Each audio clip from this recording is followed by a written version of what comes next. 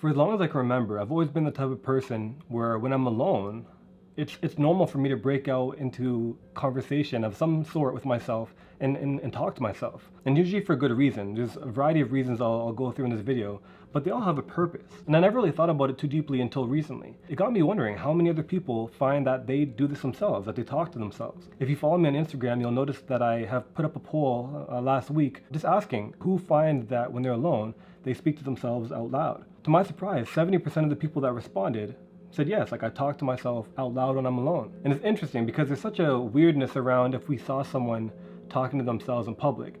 Even if they're out in the field by a tree, assuming they're not listening to music, if we see them talking to themselves and they're alone, we think it's kind of weird. But so many people seem to do it. So I wonder why that is. Personally, I don't think it deserves to be considered weird because we all talk to ourselves, at least in our head. We all have conversations and dialogue with ourselves. We're thinking through things. We're sometimes criticizing ourselves. We're talking positive to ourselves to hype ourselves up. Sometimes we talk down to ourselves to justify a certain feeling.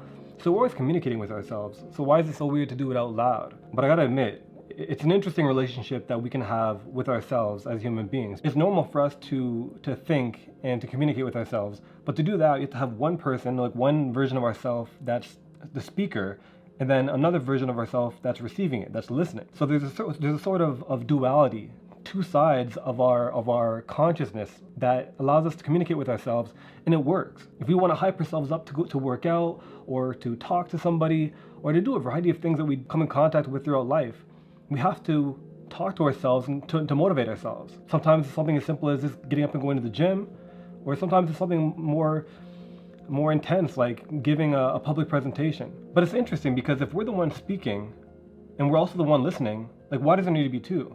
Because they're both us, and if we're the one speaking, we already know what we're going to say. But for some reason, there's a voice that speaks in the ear that listens inside of our head. We all talk to ourselves. It's just some of us talk out loud. And I was going through some of the reasons and situations where I do find that I talk to myself. And so I want to share that with you in this video here. The first situation that I noticed that I talk to myself is when I'm trying to articulate and kind of clarify my thoughts or my opinions or my ideas or my understanding on a particular subject. Sometimes it's when I'm watching a video maybe and they're going through a concept or they're sharing something that I haven't thought about enough to really have a concrete opinion on. And for me to work my way through that thought, I have to verbalize it, almost as if I'm talking to someone and I'm sharing with them the very idea or concept I have in my mind.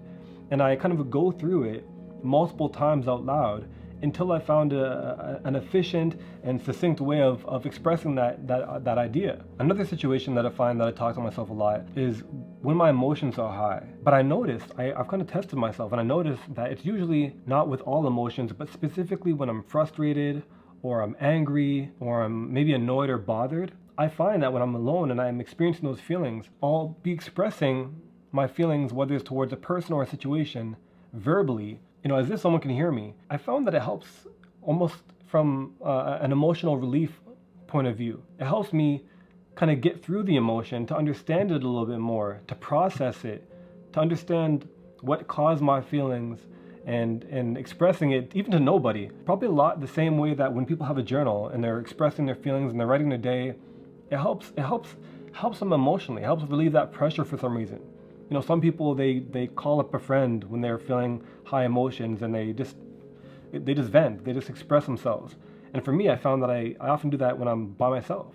Another scenario that I'm sure you've noticed within yourself, if you ever have noticed you talk to yourself, is when I'm trying to kind of bargain with myself. If I've been sitting at home for 3 hours watching anime, and I know I need to go to the gym, or I know I need to work on a project or make a video or something that I really need to do and I'm not doing, I'll often talk to myself and commit to myself that if I do the thing I need to do now, then I can go back and watch my 2 more episodes of an anime series when I'm done. And when I'm doing that kind of dialogue with myself, that bargaining, it's usually vocal, assuming nobody else is around. And I find that really helps me because I kind of create a contract with myself. And by verbalizing it, it makes it more real for some reason.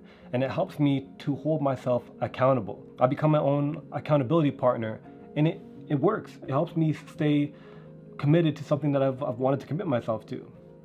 It's interesting. At times, some of the times I have this private speech, this kind of self-communication, it sounds better than saying I talk to myself. It's usually just imaginary conversations that don't have any noticeable point. But if I'm visualizing myself just from daydreaming and I'm thinking about maybe I ran into somebody at the grocery store earlier that day, I might find myself going over the conversation and repeating the conversation, like verbalizing the conversation we had, and maybe this time pretending that I said something else, and then I let that conversation wander into whatever direction I think it might have went into. I don't know why I do it. But sometimes it just helps me if I felt like I didn't say what I wanted to say, or if I wanted this, if I hoped that the conversation would went a different direction. I don't know. It's a weird thing, and I haven't completely figured it out yet. But it's something that I noticed.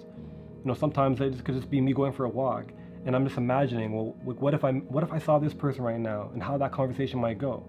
It's weird. And when I'm verbalizing it, it's not like I'm speaking my part, that I'm speaking the other person's part as well. It's just me verbalizing what I would say, and then thinking about what that person might respond to, or how they would respond. And then when I respond off of that, I'm verbalizing that part as well. If somebody saw me, they'd probably think I was talking on the phone, although they'd see I don't have any headphones on, or the phone's not to my ear. It's an interesting situation. And I know it sounds really weird if you've never done it yourself.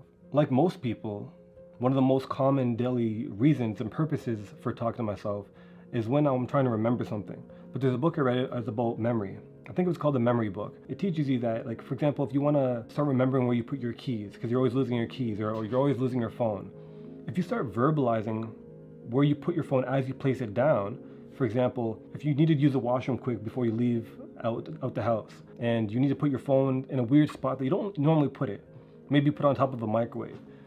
If you say to yourself, I'm putting my phone on the microwave before I go to the bathroom, for some reason verbalizing it, the action that you're taking as you're taking it, it embeds it into your mind, so that when you're done, you don't go looking around your house trying to find your phone. It makes it so much easier to remember. So I started implementing that in my life when it comes to putting my keys somewhere, my phone somewhere, or anything that I'm putting down in a situation where I can't put it where I usually put it. For me, I have my left pocket is for certain things, my right pocket is for certain things. And if I have a situation where I can't put it in that designated pocket, I go through this practice of talking to myself about what I'm putting down and where I'm putting it, and it helps me recall where I'm putting it. I think part of the reason that I talk to myself so much is because I'm a pretty big introvert. I spend a lot of time by myself. I enjoy the time by myself, but I think a lot. I reflect a lot. I plan a lot for the future. I watch a lot of videos. I read a lot of books. I'm always learning things. And I really appreciate the ability to express my ideas to another person as accurately as possible as it is in my head. Because sometimes you have a thought, you have an idea, and it's, in your head it's 100%. And when through communication, if we don't learn how to express ourselves properly, you only get 40, 50, 60% of the idea out of your head and communicate it to the other person.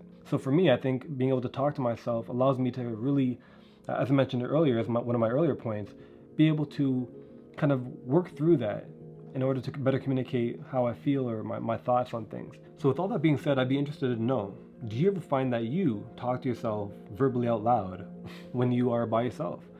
And what do you think about that? Is it embarrassing to you? Are you kind of ashamed of it? Do you think it's weird? And have you identified the reasons why you do it in the first place? I'd love to know. Let me know down in the comments. I'll see you in the next video. Thanks for watching.